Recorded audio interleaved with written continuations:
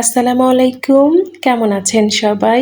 আমি ফারিয়া আছি আপনাদের সাথে Faris family blog YouTube channel থেকে। কাছে এবং দূরে যে যেখান থেকে আমার আজকের এই ব্লগ ভিডিওটি দেখা শুরু করেছেন, আশা করি সবাই আল্লাহর অশেষ রহমতে ভালো আছেন, পরিবার পরিজন নিয়ে নিরাপদে আছেন।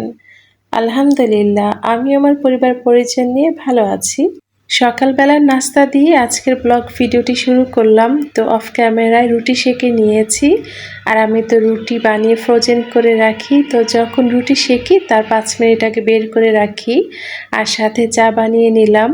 আমি যেহেতু চা বেশ পছন্দ করি, বলতে পারেন চাখোর। তো আপনাদের সাথে কিন্তু চায়ের ভিডিও শেয়ার করতেও আমার বেশ ভালো লাগে।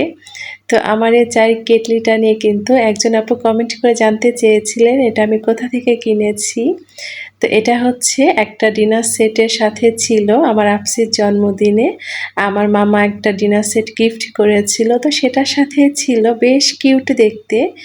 তবে এই ধরনের টিপট কিন্তু কিনতেও পাওয়া যায়, দাম খুব একটা বেশি না। আমি যেহেতু এর আগে চেরাগাড়ি মার্কেটে গিয়েছিলাম সিরামিকের, তো সেখানে আমি এই ধরনের অনেক টিপট দেখেছি, দামেও কিন্তু বেশ কম। আর এটাতে মোটামুটি 3 থেকে 4 কাপের মতো চা ধরে। তো আমার জন্য আমি 1 কাপ চা নিয়ে এখন আরাম করে খাবো। আর বাকি চা আমি রেখে দিলাম নাস্তা দিয়ে। চা দিয়ে টেবিলে, যে বাচ্চারা উঠলে বা আব্বু ঘুম থেকে উঠলে তখন ওরা নাস্তা করে নেবে। আর আমি যেহেতু খুব সকালেই ঘুম থেকে উঠেছি, আমার যেহেতু হেল্পিং হ্যান্ড মেয়েটা বেশ কয়েকদিন অসুস্থ ছিল, টানা কিন্তু 9 দিন সে কাজে আসে নাই। তো ওই সময়টাতে আমি একা হাতে কিভাবে আমার সংসারের সব কাজ করেছি ছোট দুটো বাচ্চা সামলিয়ে। আর আমার ছোট বাচ্চাটা কিন্তু আমাকে অনেক বেশি জ্বালাতন করে মাঝে মধ্যে, তো ওকে কোলে নিয়েও আমি মাঝে মধ্যে রান্না করি।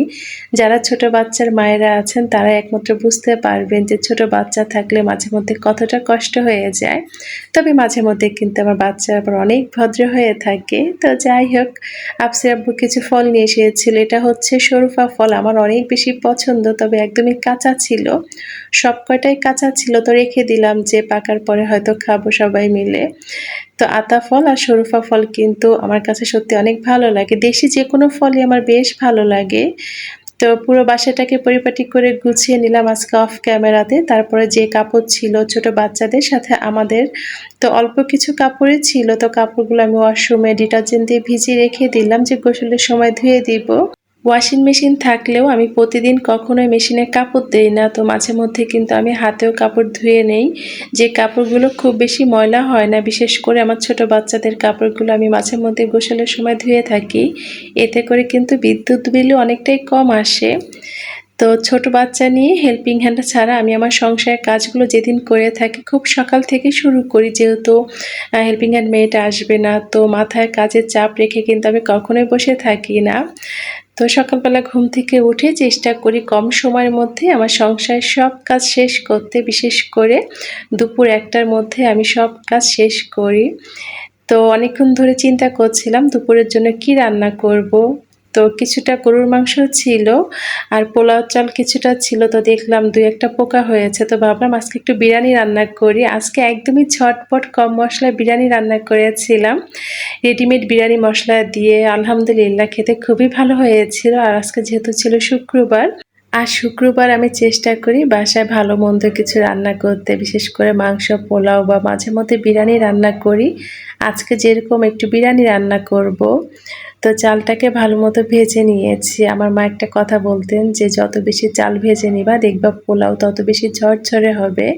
আচ্ছা, আমার ভিডিওর এই পর্যায়ে এসে আপনাদেরকে একবার স্মরণ করিয়ে দিতে চাই, আমার ভিডিওটি যারা দেখা শুরু করেছেন প্লিজ একটা লাইক দিবেন যদি আমার ভিডিওর কোনো অংশ আপনাদের কাছে একটু হলেও ভালো লাগে। আর যারা প্রথম আজকে আমার ভিডিও দেখছেন, আমার এই চ্যানেলে নতুন, চাইলে কিন্তু আমার এই চ্যানেলটি সাবস্ক্রাইব করে পাশে থাকতে পারেন। আর যে সকল আমার আপুরা, ভাইয়েরা, বান্টিরা আছেন এখন আমার চ্যানেলটি সাবস্ক্রাইব করেননি কিন্তু প্রতিনিয়ত আমার ভিডিও দেখে যাচ্ছেন, আপনাদের কাছে আমার বিশেষ অনুরোধ থাকবে আমার চ্যানেলটি সাবস্ক্রাইব করে আমাকে এগিয়ে যেতে সাহায্য করবেন। তো আমি কিন্তু এখানে যে কয় কৌটা চাল নিয়েছিলাম তার ডাবল পানি দিয়ে দিলাম। তো আমি 3 কৌটা চাল নিয়েছিলাম, ছোট যে কৌটা 1 পোয়া, তো তার দ্বিগুণ এখানে আমি পানি দিয়েছি, মানে 6 কৌটার মতো পানি দিলাম। তো এভাবে দেখা যায় কি আমি যতটুকু চাল নিই তার দ্বিগুণ পানি দিয়ে থাকি। তো মোটামুটি পোলাও বলেন বা বিরিয়ানি বলেন খারাপ হয় না আর কি, ঝরঝরেই হয়। তবে আমি এই যে পোলাও, বিরিয়ানি বলেন বা অনেকে কাচ্চি রান্না করতে পারে, এসব বিষয়ে অনেক বেশি পারদর্শী নই। তো তারপরে যেভাবে রান্না করি আর কি খাওয়া যায়। তো যাই হোক, পাশের চুলাতে একটু বেরেস্তা করে নিয়েছিলাম, তো উপর দিয়ে একটু বেরেস্তা দিয়ে দিলাম, কাঁচামরিচ দিয়ে দিয়েছিলাম। তো এই হচ্ছে আমার আজকে দুপুরের রান্না। দুপুরের রান্নাবান্না শেষ করেছি, এখন ঘরটা ঝাড়ু দিয়ে তারপরে মুছে নেব। আর যেহেতু জুম্মার দিন, নামাজ পড়ে সবাই তাড়াতাড়ি খেতে চলে আসবে। তো আফসি আর আফসির আব্বু জুম্মার নামাজ পড়তে চলে গিয়েছে। আমি ঘরটা ঝাড়ু দিয়ে মুছে তারপর হচ্ছে কিছু কাপড় আছে, কাপড়টা ধুয়ে গোসল করে নিব। তারপর দেখা যাবে সবাই মিলে আজকে একসাথে খাবার খাবো। তো আমরা জুম্মার দিনে সবাই একসাথেই খাবার খাই। তো আমার কাছে না মনে হয় যে লাঠির চাইতে হাত দিয়ে ঘর মুছতে বেশি সুবিধা। আমরা যখন ছোট ছিলাম, মানে বিয়ের আগে, কিন্তু আমরা মাঝে মধ্যেই দেখা যেত আমি আর আমার বড় আপু নিজেরাই ঘরের কাজগুলো করতাম। তো একজন হচ্ছে ঘর ঝাড়ু দিতাম আর অন্যজন হচ্ছে ঘরটা ভালো মতো মুছে নিতাম কাপড় দিয়ে। আমার কাছে কেন জানি লাঠি দিয়ে ঘর মোছাটা অনেক বেশি কষ্টের মনে হয়, যে কেন জানি না ভালো লাগে না। হাত দিয়ে বা একটা কাপড় দিয়ে যতটা সহজে ঘরটা মোছা যায় বা চিপা চাপা দিয়ে সুন্দর করে পরিষ্কার করা যায়, বেশিরভাগ সময় আমি ঘরটা ঝাড়ু দিয়ে দিতাম আর আমার বড় আপু হচ্ছে ঘরটা সুন্দর করে মুছে দিত। আপু খুব সুন্দর করে ঘরের কাজগুলো করতে পারতো, আর হচ্ছে রান্নার কাজে মা ব্যস্ত থাকতো। তবে মাঝে মধ্যে কিন্তু আমার আব্বা আম্মার কাপড় চোপড় আমরা দুই বোন মিলে ভালো মতো ধুয়ে দিতাম। তবে আমার ঘাড়ের উপরে সবসময় একটা দায়িত্ব ছিল, আমি আমার আব্বার শার্ট প্যান্টগুলো নিজের হাতে আয়রন করে সুন্দর করে রেখে দিতাম। তো আব্বা সবসময় অফিসে ওই আমার আয়রন করা শার্ট প্যান্ট পরে যেত। তো বিয়ের পরে দেখা গেছে আব্বাকে নিজেকে সেই কাজগুলো করতে হয়েছে, বা এখন আব্বা নিজের হাতে আয়রনগুলো করে। তো আব্বার কিছু কিছু কাজ আমি করে দিতাম, সেই কাজগুলো আসলে এখন অনেক বেশি মিস করি। আচ্ছা যাই হোক, অনেক মন খারাপের কথা বলা শুরু করেছি কেন জানি না। ছোটবেলার কথা বলতে গেলে অনেক ইমোশনাল হয়ে পড়ি, অনেক কথা বলতে ইচ্ছে করে। তো বিয়ের পরে দেখা যায় কি, একটা সময়ের পরে যত বেশি সংসার জীবনের বয়স বাড়ে, আমাদের বয়স বাড়ে, তো তত বেশি না আমরা বাবার বাড়ির যে স্মৃতিগুলা থাকে সেগুলো মনে হয় কি আঁকড়ে ধরে থাকতে চেষ্টা করি, বা আমাদের মনের মধ্যে বারবার সেই স্মৃতিগুলো ফিরে আসে, আমরা অনেক বেশি মিস করি। ঘরটা ঝাড়ু দিয়ে মুছে চলে এলাম ওয়াশরুমে, যে কাপড়গুলো ভিজিয়ে রেখেছিলাম এখন ভালো মতো ধুয়ে নিব। তো আগে থেকে যদি কাপড়টা ভিজিয়ে রাখা যায় তাহলে কিন্তু যখন আমরা কাপড়টা ধুয়ে নিব খুব বেশি সময় লাগে না। আমি সবসময় না যেদিন কাপড় নিজের হাতে ধুয়ে থাকি অনেকক্ষণ আগে কাপড়টাকে ভিজিয়ে রাখি, তারপরে কিন্তু তাড়াতাড়ি কাপড়টা ধুয়ে নিতে পারি। আর আমার বাচ্চারা কি করে জানেন, যখন ওরা গোসল করতে আসে তো সব খেলনা নিয়ে আসে। মানে আজকে কি নিয়ে আসছে, এই যে একটা ডলফিন নিয়ে আসছে আমার ছোট্ট ছানা, তো ওকে গোসল করিয়ে বের করে দিলাম যে বসে থাকো আর আমি এখানে কাপড়গুলো ধুয়ে নিই। তো এই যে সে ডলফিন নিয়ে আসছে, আজকে সে ডলফিন আর একটা গাড়ি নিয়ে গোসল করছে। তো আমার আফসিটা এখন একটু বড় হয়েছে, সেও মাঝে মধ্যে কি করে খেলনা নিয়ে আসে, দুই ভাই মিলে কি যে যুদ্ধ শুরু করে। ওদের দুই ভাইয়ের দুষ্টামিতে মাঝে মধ্যে অস্থির হয়ে যায়, মনটা চায় ওদেরকে বাসায় রেখে ওদের আব্বুর কাছে আমি কোথাও গিয়ে 2 দিন ঘুরে আসি। আবার না বাসায় না থাকলে তখন আবার আমি নিজে অস্থির হয়ে যাই। একবার কি হয়েছে, দুইজনকে নিয়ে তাফসির আব্বু বাইরে গেছে, তো প্রায় 1 ঘন্টা হয়ে গিয়েছে আসে না। আমার ভিতরে যে কি অস্থিরতা শুরু হয়েছে, কেন আসে না, ঘরটা একদমই ফাঁকা, কোনো সাউন্ড নাই। তো ভীষণ অস্থির হয়ে গিয়েছিলাম, কেন আসে না বাচ্চারা, কেন আসে না। তো যাই হোক, চলুন আপনাদের সাথে কয়েকজন আপুর কমেন্ট শেয়ার করি। আমাকে গত ভিডিওতে সাবিনা আক্তার আইডি থেকে সাবিনা আপু কমেন্ট করেছিলেন, বেলকুনি বারান্দায় ড্রাগন ধরেছে, আমিও রোপণ করেছি, দেখা যাক কত বছরে হয়।